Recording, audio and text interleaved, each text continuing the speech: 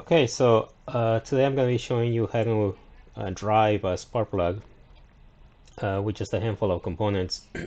So let's describe what we have. So we have the jumper wires. We have three resistors, 100K, 10K, and a 1K resistor. We have an IGBT. This will be used to drive the spark plug. And we have a resistor that is going to be utilized to drive the IGBT. So this one drives this and this drives this. And the resistor is going to be driven by the by the Pico. So the components, let me show you what the components are. So this is the IGBT. It's not an expensive component. According to the data sheet, the pins from left to right, 1, 2, 3. This is the one we have. So 1 is the gate, 2 is the collector. So the gate will be connected to the transistor, the collector will be connected to the spark plug, and the emitter will be connected to ground. Next we have the transistor, the NPN transistor. And according to the data sheet from left to right, the flat surface facing U, it would be emitter base collector. So the emitter will be connected to ground. The pin number 2 will be connected to the Pico, and pin number 3, the collector, will be connected to the gate of the IGBT. And on the Pico, this pin here, which is 20, is the one that is going to be driving the transistor. So this one right here, 20, is GP15. And obviously to drive the spark plug, you need a way to connect the spark plug, and that would be by using a coil. So this is a motorcycle coil for a Yamaha R3, and here's where the spark plug connects. It has two connections. It has ground and it has 12 volt input power here, and the ground has to be connected to the spark plug as well. So I have two ground cables here that split, one for the spark plug and the other one that goes to the IGBT connection, and this goes to 12 volts, the red one, that one. Okay, so let's wire this up. I have one ready to go. Well, it's not ready to go, it's not wired yet, so let's move my stuff out of the way. Obviously you wouldn't be able to mount this one, so I have this ready. And let's move the Pico out of the way, get this one going. So this is an HM11. This is just for debugging purposes. It sends me data to my phone where I can display it and do whatever I want with it. So we're going to start by connecting the driving pin, which is pin 20 or GP15. So let's connect that one first. Okay. And let's connect it to 45.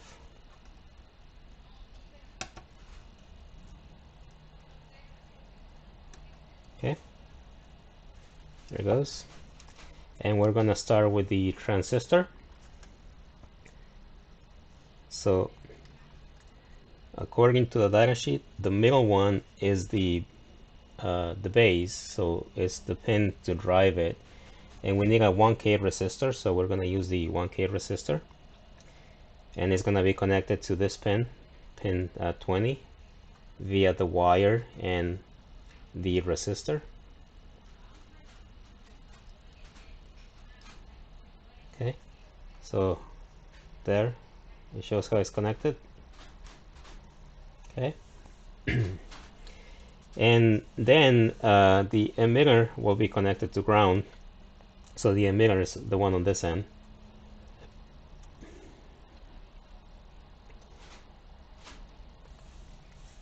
So let's connect that to ground.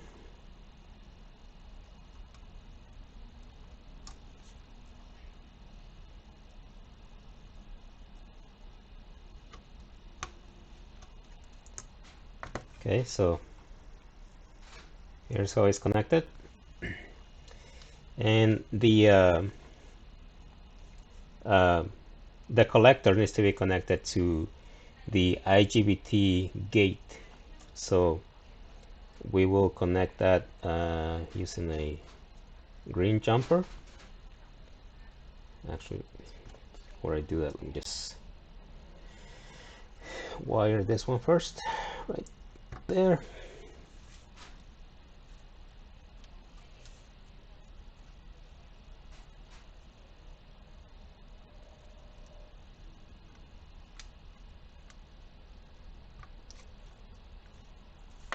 Right there. So obviously there's nothing there yet. That's where we're going to be putting this thing. So this one we're going to put it like this. Since we have the gate, what was it? Yeah, gate collector emitter. So we'll connect it like so. There it is. Okay, I think it looks correct. So let me show how it's connected. There it is. We know that the emitter on the on the IGBT needs to be connected to ground as well. So that is the last pin. Okay. And this is how it's connected. Okay. The collector is just going to be a jumper wire. This one is where the spark plug is going to connect. So we'll connect that to the middle one. And you know, it's just the wire sticking out. That's where it's going to connect. Now we're going to connect the 100K resistor. We're going to connect it to power and the base of the transistor. So the base of the transistor has two resistors, one driving it high to power of the 3.3 volts of the Pico, this one here, and then one to drive it. So this one comes straight from the driving pin as well. So 1K, 100K, and the this one here, this is a 10K resistor. This is the one that is going to be for driving the gate high to 12 volts. So we'll connect it to the gate of the IGBT. Okay, so there it is. This one right there. All right, that's how it's connected. And then we'll connect this to power. So I plug this in to 12 volts. Okay. So there is the resistor coming from the gate to the breadboard to power. So that's the full connection. The IGBT, sorry, the coil, the two connectors on the back. One will be connected to 12 volts, and the 12 volt line will be here. Obviously, we won't have anything connected yet. This is just a diode, and I'm using this as a way to connect it. And the ground part of the coil will be connected to the collector of the IGBT. So that's how it's connected. So let me flip it around a little bit so you can see. Flip it some more. Okay. So before we connect power, let's start writing code. We're gonna create a project from scratch. Should be something simple. It's not a difficult project. It's something very basic. And so let's do that. Let's get going. All right. So the project is gonna be in Visual Studio Code. Here's my project files, and let's create a new folder. Let's call it Sparkplug. All right, so this file is needed. when you create a project. So I'm just gonna copy it over. There it is. I'm just gonna drag my folder into Visual Studio Code, and now we start creating the required files. First one is cmake make lists txt, and the next one will be main.cpp. That's where the code is going to reside. So in this one, first thing is you have to specify the version.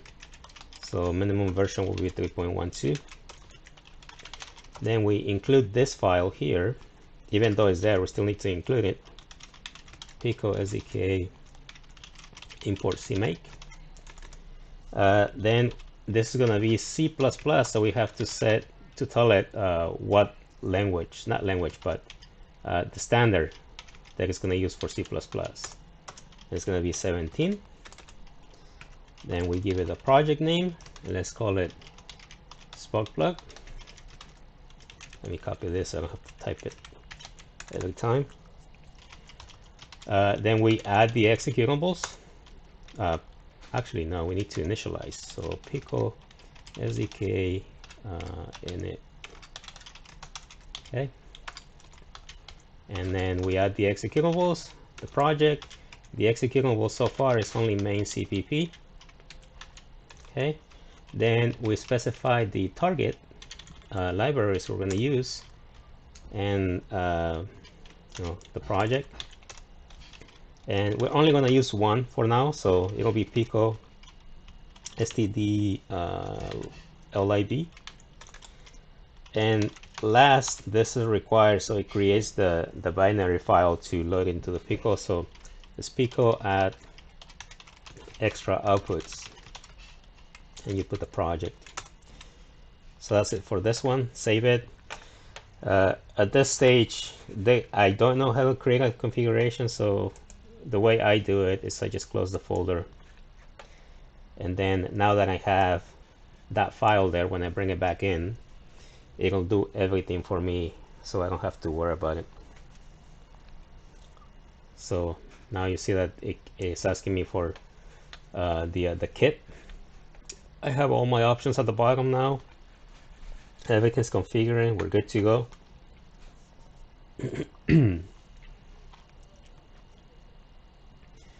And let's wait for this to finish. We'll go into Sparkplug. See that it already created this folder. You can also see it here. And it'll have the .uf2 file we need for the Pico in a minute. Oh, actually, it's unconfiguring. So we're not going to compile. We're just going to write the code. So we'll go to main.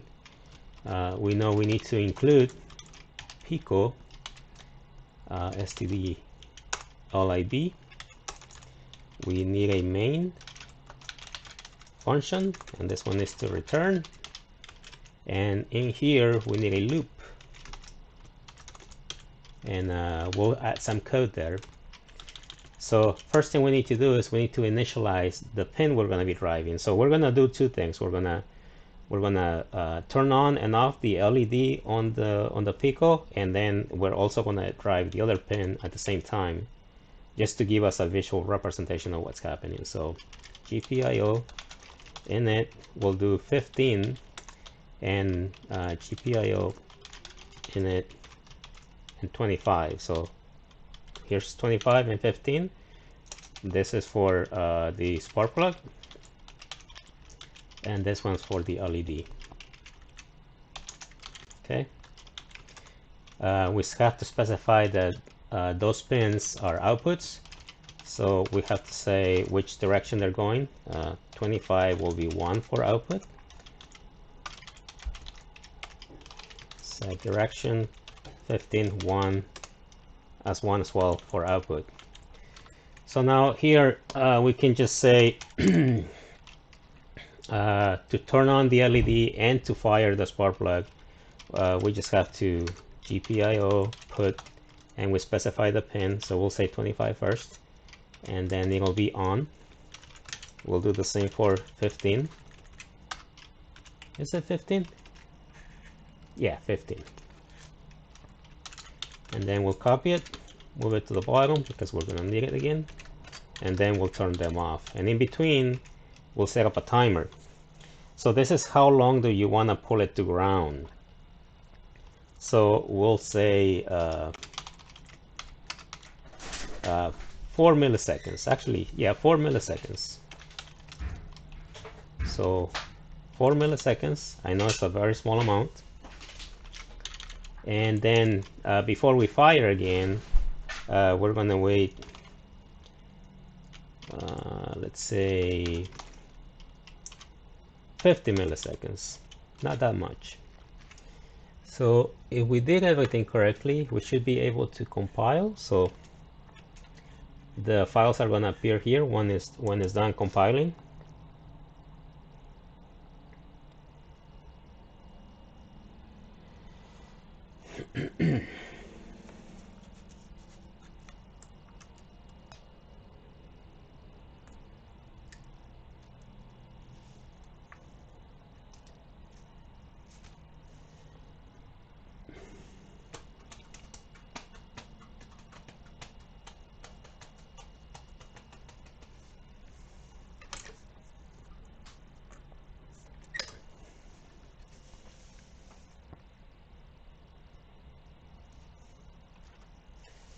Okay, almost done, 100%, there it is. So here are the outputs.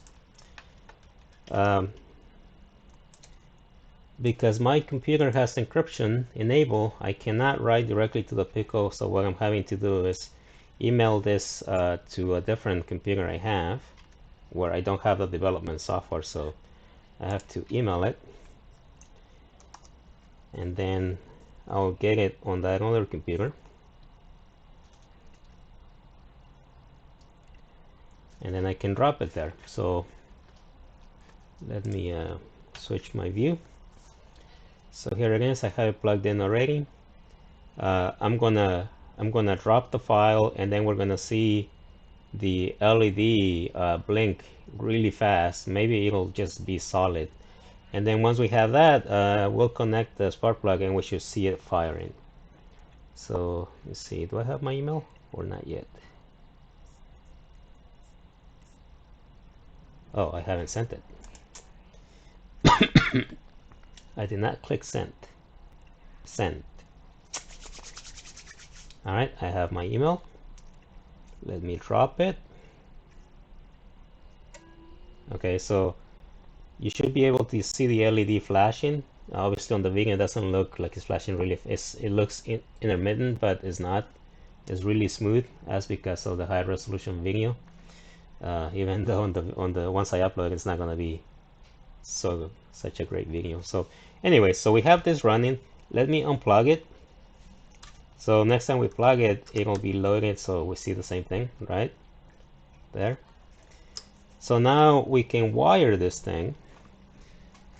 Let's wire power first. So we have a 12-volt line coming in and a ground. Okay, and this one will be connected to 12 volts as well, and this will be connected to this one here. Well, before I connect it, let me move it so everything fits within the frame. Here's the spark plug. Let me move it a little bit sideways so we can see it. Let me connect it to ground. There it is. Let me move this there, and then we'll connect it here. So that's the connection, right? We have power to power, ground to the collector of the IGBT, and then ground to the spark plug on the coil. So when we power this up, we should start seeing some sparks. Or not. What happened? Oh, I didn't power up the whole unit. So there's power, and there it is. Okay, let me correct this. I just realized that the the connections on the breadboard, everything is correct. What is incorrect is the code here.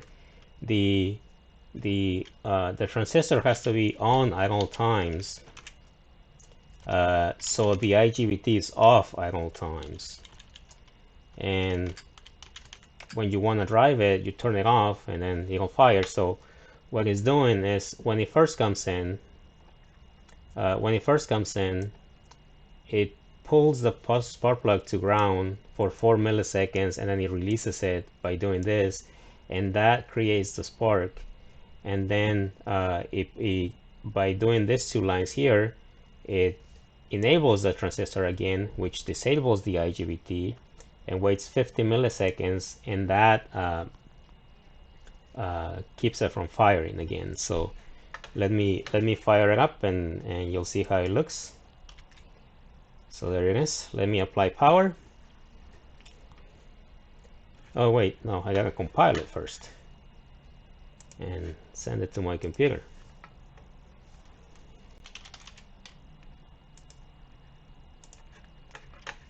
Okay, it's compiling. And since we're doing this, might as well do something a little faster so we can see it. Let's do 3 milliseconds instead. And let's do 30 milliseconds, so it'll be a lot faster. Let's compile this again. So you'll be able to see it better. Okay, so let me... Okay. Did it compile? Yes, it did. Let me email it.